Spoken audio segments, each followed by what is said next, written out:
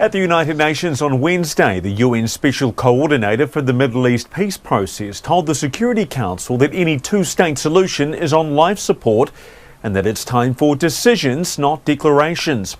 Sigrid Kaag addressed the Council just hours after large crowds of Palestinian civilians rushed an aid distribution site in the southern city of Rafah.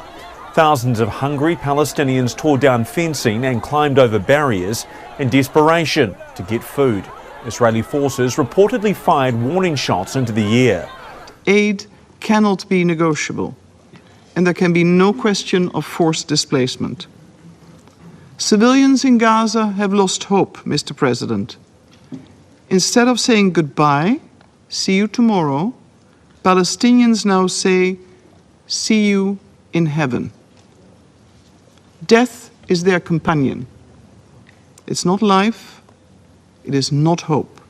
Over the past week and a half, Israel has reportedly allowed 300 UN trucks into Gaza, but the UN says 500 to 600 are needed each day.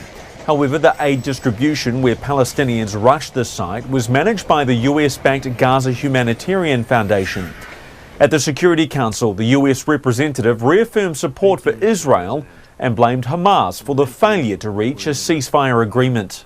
Hamas continues to reject proposals from the United States, Qatar, and Egypt that would release the 58 remaining hostages who have now been cruelly held for 600 days and bring calm to Gaza. Every day, Hamas demonstrates its lack of regard for the Palestinians it claims to represent, all while it violently suppresses protests against its barbaric rule and diverts aid meant for civilians.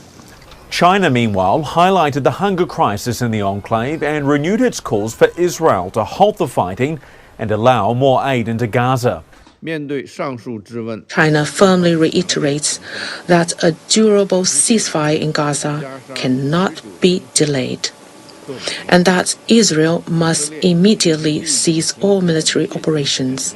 Israel must lift the blockade, fully restore humanitarian access, and support UN and other international humanitarian organizations in efforts to provide assistance. It's now reported nearly 180,000 Palestinians have been displaced since Israel's latest military offensive started, and the Security Council calls are growing louder for a lasting peace in the region 600 days into the war. Mitch McCann, CGTN, New York.